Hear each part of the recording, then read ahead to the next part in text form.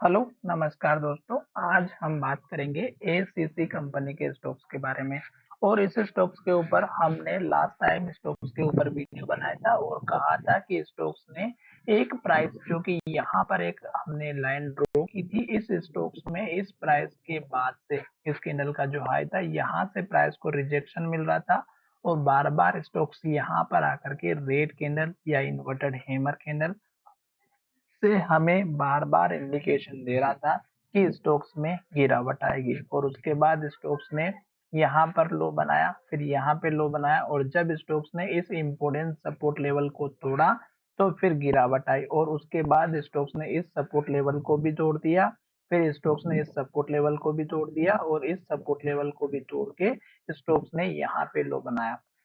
फिर मैंने आपसे कहा था कि जब तक स्टॉक्स रेड कैंडल और लो बनाता है हमें स्टॉक्स में एंट्री बिल्कुल भी नहीं करना है। उसके बाद स्टॉक्स हमारा 50 डेज, 150 डेज और 200 के मूविंग एवरेज के नीचे जा चुका था।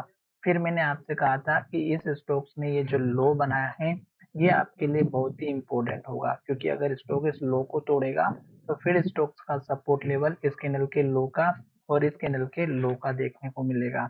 और अगर स्टॉक्स को यहाँ से ऊपर जाना होगा तो इस लो को नहीं तोड़ेगा और यहाँ से स्टॉक धीरे धीरे ऊपर की तरफ जाते हुए दिखाई देगा। और स्टॉक्स यहाँ पर इस कैंडल का हाई जो कि 2365 रुपए और इस कैंडल का हाई 2366 रुपए, इसके आसपास स्टॉक जाता और बार बार प्राइस को रिजेक्ट करके नीचे की तरफ। आज भी स्टॉक्स ने रेड कैंडल बनाई और स्टॉक्स की रेंज की अगर हम बात करें तो स्टॉक्स 2312 रुपए से लेके 2380 रुपए के आसपास ही ट्रेड करते हुए दिखाई दे रहा है।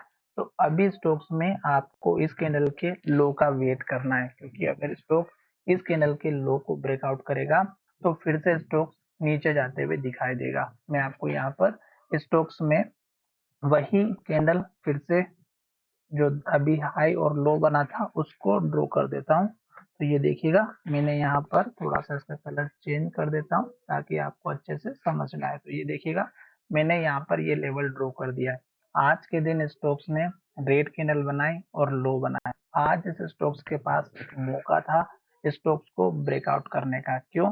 क्योंकि स्टॉक्स ने एक तो ओपनिंग बहुत अच्छे से की थी और स्टॉक्स ने जहां से ओपनिंग की वहीं से स्टॉक्स ने गिरावट दिखाई और स्टॉक्स नीचे आ गया। तो इसका मतलब ये था कि आज भी स्टॉक्स में सेलिंग प्रेशर देखने को मिला और स्टॉक्स हमारा इस लो को तोड़ते हुए नीचे की तरफ जाते हुए दिखाई देगा। तो फिर उस केस में छोटा सपोर्ट आपका 2290 के आसपास का, दूसरा सपोर्ट 2267 रुपए का।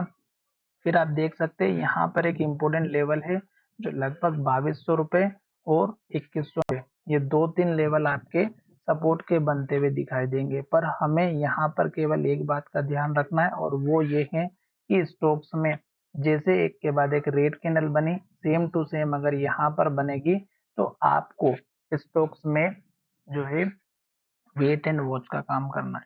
जल्दबाजी नहीं करनी है, रेड कैंडल में एंट्री नहीं लेना है। टारगेट की बात करें तो छोटा सा टारगेट आपको यहाँ पर 2370 का रखना है। दूसरा टारगेट आप यहाँ पर रख सकते हैं 2400 रुपए का।